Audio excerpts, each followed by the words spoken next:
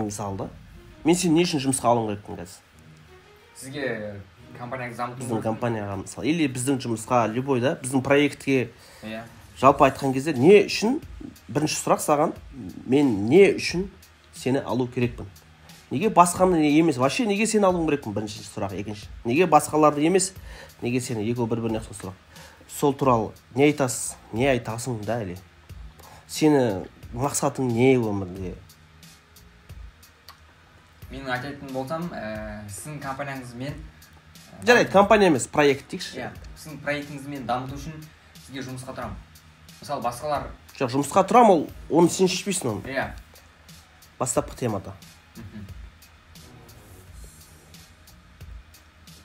Мен сізге орналасу үшін сізге пайдам басқаларға қарағанда пайдам екі есе тию керек. Мысалы, иә. Мысалы, басқа адамдар күніне 10 видео салатын болса, ал мен сізге күніне 20 видео, 30 видео салып беру отыруым керекпін. Және де күнделікті аналитиканы байқап, сізге күн сайын кешке қарай отчет жіберіп отыруым қажетпін. Одан бөлек тағы да басқа да идеяларды құрастырып, сіздің компанияңызға, яғни сіздің проектіңізді одан сайын аналитикасын дамытып отыру қажетпін жалпы. Жалпы енді саған сұрақ. Рахмет айтқаның ғой. Енді саған сұрақ. Мені сендіре аласың ба? Мен саған қазір осылай сен айта аласың. Любой адам келіп, мен сізге ананы жасай аламын, мен сізге мынаны жасай аламын, бірақ болашақта не болатынын білмейміз ғой. Болашақта мен сені дұрыс танымауым мүмкін. Сен проектін дұрыс істемеуі мүмкінсің. Мүмкінсің. Енді соны саған сұрақ. Сені өзіңнің осылай істейтініңе мені қалай сендіре аласың? Сендіре аласың, иә. Потому что сен мені қазір сөзбен, яғни сен өзіңнің қызметіңді қазір сатып атсың маған. Кәдімгідей көрсетіп атсың, түсіндіріп атсың. Менің сеніміме жеткің келіп тұр. Басты мақсатың сол, жалпы менімен бірге проект жасағың келсе, жалпы айтқан кезде ақша табу үшін де, сен мені сендіру керексің. Ал мені қалай сен сендіресің? Сізге сендіру, иә? Түсінікті. Онда мен былай жасайын. Сіздің проектіңізде бір алғашқы 3 күн жұмыс жасап қарайық. Егер нәтиже жақсы болып жатса, сіз мені ары қарай жұмысқа аласыз. Ал егер нәтиже жаман болып жатса, өкінішке орай мені жұмысқа қабылдамайсыз. Мен сіз үшін даже сіз сияқты келе беретін болса адамдар, каждыйына 3 күн бөле берсем не болады мен анда? Жағдайым. Қазір сіз келесіз, 3 күн істейсіз, нәтижесінде проектіні 3 күнде орындай алмадыңыз. Мен сізден жұмыстан шығаратын. Уақыт маған қарсы жүріп жатыр. Сосын тағы біреу келеді, сіз сияқты дәл осылай сөйлейді, дәл осылай айтады, дәл осылай істейді. Нәтижесінде тағы да 3 күн берем оған. Демек сіздің уақытыңыз кетеді. Уақытым мен қымбат тұрады. Түсінікті. Мен 3 күнді үгіл саған, мен 3 сағатты да мен қия алмаймын. Қалай енді мен сендіре аласың?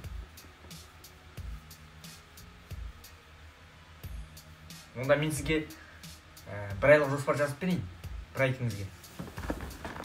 Жоқ, бір айлық жоспар жазасың, жаңағыда айтып жатсың, түсініп отырмын. Ол да дұрыс, жақсы нәрсе.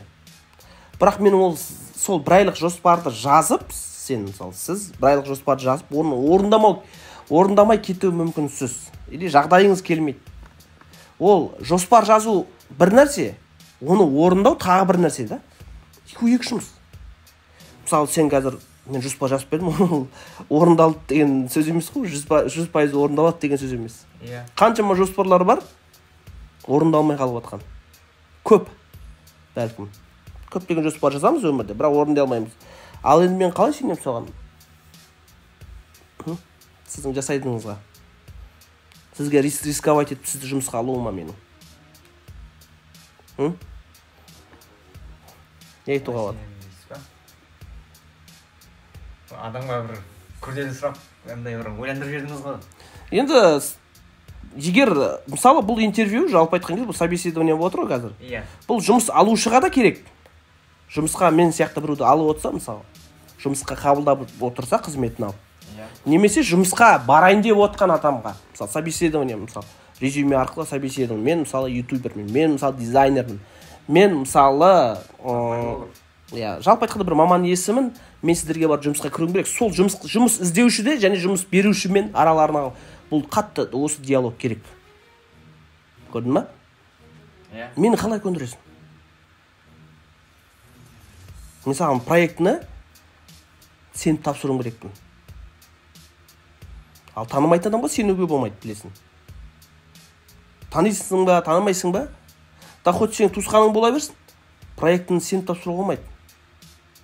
Кім болса да, мәселе танығанда емес. Жұмысқа таныстардың бәрі жақсы істейді деген сөз емес. Жұмыста ол жақсы істейтін адам ғана жақсы істейді ол жерде. Енді қалай мені көндіре аласың?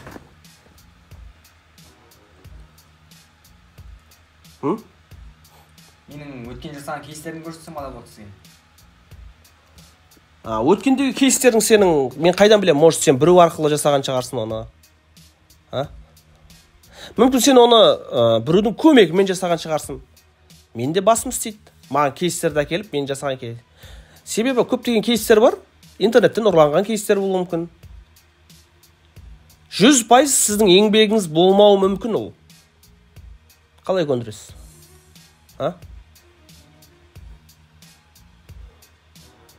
Білмейсің, Білмеймін. Бастапқы нәрсе, любой кезде, интервью жүрген кезде тек қана шындықты айтасың. Өзіңнің шындық екеніңді айтсаң, кім адам сенен, жұмыс беруші сенен сенің шынайы бетіңді көргісі келеді ол. Әдемі сөзді бәрі айта алады дейді, шындықты тек аз адамдар ғана айта алады. Потому что сен шындықты айтасың, сол жұмыстан айырылайын деп тұрсаң да шындықты айтасың. Мені осылай да осылай. Келесінде айтасың. Бір күні мен жұмысқа кіруге барған кезде, бір проектке, бір проектін алуға барған кезде, осыдан бірнеше жыл бұрын. Сенен кішкене 2-3 жас ғана үлкен едім. Нәтижесінде не үшін саған мен жұмысты беруім керекпін деді, айтты. Білесің ба, сенен алдым мықты мамандар келіп кетті деді. Деді де маған парақтарды қойды алдына. Презентациясы бар оның қолында презентация. Мына презентацияны сенен алдын келіп біреу беріп кетті маған деді. Сосын ана презентацияны қарадым, оқыдым, әдемі жасалынған енді. Нәтижеде бізбен жұмыс жасасаң мынандай болады. Біздің конкуренттер бәрін әбден зерттеп, әдемілеп, майын ішіп, сөйтіп жаңа алайын еткен проектіні есептеп, кәдімгідей презентация жасап тастаған оған. Кәдімгідей презентация. Біздің конкуренттеріміз, біздермен жұмыс істесең, айына мынандай, шамамен мынандай жұмыстар әкеле аламыз. Біздерде анандай боламыз, біздерде мынандай қала аламыз деп. Әдемі нәрселерді әкеліп қойған алдына. Презентация білесің оны екен? Таныстыру. Presentation, да? Таныстырған. Датывы анау, керемет. Алып қоя сал деді маған бәт сол қағаз. Саған керек болады деп айтты. Мен сол кезде қарадым анаған. Өте әдемі, ұқыпты жазылған. Бірақ білесің ба, сол маған, сол адам проектісі маған сенді. Қалай сенді сонда? Істедіңіз сенеді? Соны айтам қазір. Мен ана презентацияны қарадым да, өте әдемі жазған екен. Алып қоя сал, саған керек болар деп айтты. Маған бере салды ана презентацияны. Маған презентация алдым да өзімен бірге алып кетіп қалдым сол жерден. Сол кезде айттым, мен оны сол жерде көндірдім. Онда жұмысты бастайық онда деді. Сол кезде. Білесің ба, не айттым? Не айттыңыз? Мен ол кісіге айттым, мен де дедім, интернеттен скачка жасап, красить етіп, әдемілеп, майын ағызып, әкеліп бере аламын дедім. Неге әкелмедім, білесіз ба дедім? Потому что мен шын сенімен жұмыс істегім келіп тұр. Бірақ дедім, бұл проектті алатын болса, мен сен үшін жұмыс істемеймін дедім. Сенің қалтаңдағы ақшаң үшін жұмыс істеймін дедім. Мен аламын дедім. Сенен қорыққаннан, сені алдау үшін, немесе саған әдемі көріну үшін емес, мен презентацияны жаңағы еңбекті алам, проектін алам. Істесем өзім үшін істеймін, білесіңдер ма дедім. Не үшін? Сен қазір маған сенесің дедім. Надо будет, мен сені алдасам да сенесің дедім. Потому что мен өтірікті шындық сияқты айтып тұрмын саған дедім. Бірақ мен сені алдап тұрған жоқпын дедім. Кейде адамға барып өтірікті айтасың, ол қабылдайды, потому что сен өтірікті шындық сияқты жеткізесің оған. Мәселе сода болып тұр да. Мен айттым, мен дедім, сен үшін жұмыс істемеймін, біріншіден сразу айтайын дедім. Мен өзім үшін істеймін дедім. Мен аған проект, адамдардың проблема, онда красивый әңгімені қыстай деп, мен өзімнің қалтам үшін, өзімнің қалтам жақсы болу үшін деп, өзімнің проектілерім, сенің проектің жүрсе, ол маған пайдалы дедім біріншіден. Өзің ойланып көрші, мен сенің проектіңді алдым, бір ай қарқ қылмадым, істемедім, істей алмадым. Нәтижесінде сен ренжисің. Жарайды, алармын ақшамды, 500 мың теңгеңді алармын, бір айлық келіскен ақшаны 500 мыңды алдым. Бірақ сен риза болмадың, немесе соттастың, жалпы айтқанда сондай проблема. А егер мен жақсылап сөйтім болсам, сен риза болсам, менің өзімнің мақсатым үшін сен риза болып кетесің дедім да, бақытымызға орай екеуміздің целіміз бір дедім да. Білесің ғой? Бақытымызға орай екеуміздің целіміз бір. Сен бай болсаң, маған постоянно ақша беріп отырасың. Нәтижесінде сенің байып кеткенің маған қызық емес. Өзім баю үшін сенің байығаныңды мен қалаймын дедім. А егер сенімен мен басқа бір адаммен жұмыс істейтін болсам, сенің байығаныңды қаламаймын. Маған бәрібір, сен байсың ба, кедейсің ба? Ол бизнестің заңы солай. Мен айттым, маған сен дедім. Надо дедім, осылай өтірік айтсам да дедім. Сен сеніп қалар едің. Бірақ мен саған алдап жатқан жоқпын дедім. Мен сенен барып қайта ақша шығаруым керекпін, ай сайын дедім. Нәтижесінде сен мені мақтайсың басқа адамдарға дедім. Маған қызық нәрсе. Сенен бір ай 500 мың алғанша, мен сенен 10 рет 500 мың алғаным жақсы дедім. Мейлі, 1 жыл, 2 жыл жұмыс істегенім жақсы. Сені ел жұртқа көрсете аламын. Міне, мен мына кісімен істеп жатыр, мен ол кісіні байытып жібердім. Мен күштімін нәтижесінде, мен күштімін деп айттым оған. Жақсы кейс болады сізге. Мен одан тағы басқа адамдарға көрсетсем живой. Сол адам не қылды? Сол адам сенді, маған проектін тапсырды.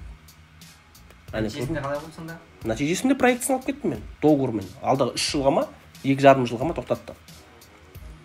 Карантиннен бұрынғы оқиға бұл. Білесіз ба, солай болды жұмыс. Осылай жалпы.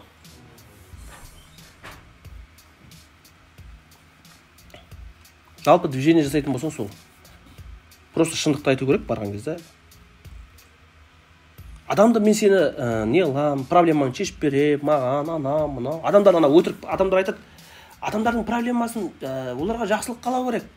Жақсылық ешқашанда ешкім өзіне қалағандай қаламайды адамдар. Оны ешкімді алдаудың керегі жоқ. Ол адамның табиғаты солай. Мен ішсем, мен жесем дейді. Маған жақсы болса болды дейді. Ол туылғаннан пайда болатын инстинкт. Солай. Ол хайуандарда да бар. Сол үшін де адамға шындықты айтсаң сенеді. Нәтижесінде сен жақсылап жұмыс істейсің. Действительно солай жұмыс істейсің сен. Ақша үшін, өзің үшін істе. Сен өзің үшін, жақындарың үшін, ең бірінші өзің үшін, одан жақындарың үшін кете береді солай. Көптеген белестерге жетеді ондай адамдар кейіннен. Мынау бір керемет собеседование. Енді, келесіде мысалы, егер мақсатта біреуден жұмысқа алу үшін маған сенің қандай пайдаң тиеді? Сен өзің дәлелдеші кім екеніңді. Давай не будем алдап, екеуміз де жақсылыққа бармаймыз қазір. Сен мен алдасам, мен сені алдасам. Мен саған обещание, давай конкретно туысқан немесе дос адам ретінде сөйлесейік. Потому что екеуміздің де уақытымыз рискте тұр бұл жерде. Анадан бір ай істеп, 2 ай істеп, шығып кетіп, ондай істей алмасаң, сен өзіңе де жаман да ол. Сен жақсылыққа бармайсың, сен көпке бармайсың. Давай лучше честно болайық. Мәселе ол правда, шындықта, сила правды, шындықта да. Жалпы сол айтқым келетін нәрсе. Собеседование жасаған кезде, жұмысқа сөйлесу кезде көп адамдар дұрыс сөйлесе алмайды. Қанша адаммен мен қанша адамдарды қабылдап көрдім бір компанияларда жұмыс істеген кезде. Бәрін айтатын, үйреніп кетем ғой, істеп кетем ғой деп олар өзінің несін неуверен екенін айтып барады. Миын алдайды. Бірақ барып шындықты айтқанда, мен білмеймін ол нәрсені. Мен білем. Немесе анау мынау. Мен сенді айтқанда, мен сіз үшін істемеймін ол жұмысты. Мен істесем өзім үшін істеймін. Давай мен сіздерден лучше қайта-қайта ақша шығара берейін. Зарплатамды уақытында алып. Еще сізге нормально көрініп, ақшамды көтеріп алмайын ба сіздерді? Былай әдемілеп жұмысымды көрсетіп. Адамдарды солай жеңесің. Адамдардан ақша алған кезде жеңесің оларды. Есінде болсын. Мынандай сөз бар. Біреуден кек алғың келсе дейді. Жауынан кек алғың келсе, сен байы дейді қазіргі заманда, мирный уақытта. Біреу сені ұрса, оны барып ұра алмайсың. Ол арыз жазады, сенің проблема келеді. Сенің іші тарлар көре алмайды. Сен байсаң, одан сайын құрайды. Лучше моральный сындар дейсің ғой. Ол өзінің сенің іші тарылып. Ол сенің қақпаныңа түседі сол кезде. Біреуден кек алғың келсе, байы дейді. Байлықтан асқан бұл өмірде білесің. Мен ешнәрсе айтпай ақ қоямын, бірақ байлықтың үлкен нәрсе екенін айттым. Ол байлық жаман нәрсе емес, смотря оны қалай табуда. Алтын немесе харам болды дейсіз. Енді ол енді бөлек әңгіме. Сол айтқым келіп тұрған менде. Жалпы айтқан кезде осы собеседованиеға барғанда алдағы уақытта есіңде болсын, енді тыңдап отқан, көріп отқан адамдарға да айтатыным сол. Себебі честный болу керексің, өзің үшін бәрін айтуың керексің. Смелый болу керек сол үшін, любой кезде. Болды, все. Алса алды, алмаса қойды. Қазір тем более мүмкіндіктің уақыты. Бүгін алмаса ертең алады басқа жерге. Мен басында программист болып жұмыс істеген кезде мен алдадым бәрін. Мен ананы білемін, мен 10 жыл бұрын программированиені бастаған адамдардың алдына барып алдап отырамын. Нәтижесінде мен сондай менің алдыма алдап келген адамдарды көрдім. Нәтижесінде күлкім келеді екен негізі. Сені біреу келіп, бірінші класстың баласы алдап атқандай да, бірінші сынып оқитын баланы деп алдап, концерт қойып, кино қойып өтірттен, деп былай ыңқы-сыңқы. Нәтижесінде грамотно послать етесің. Кешіріңіз, сізге өзіміз хабарласамыз. Нәтижесінде хабарласпайсың оларға. Солай ана. Шындықты Шындықты айтып, жалпы осы.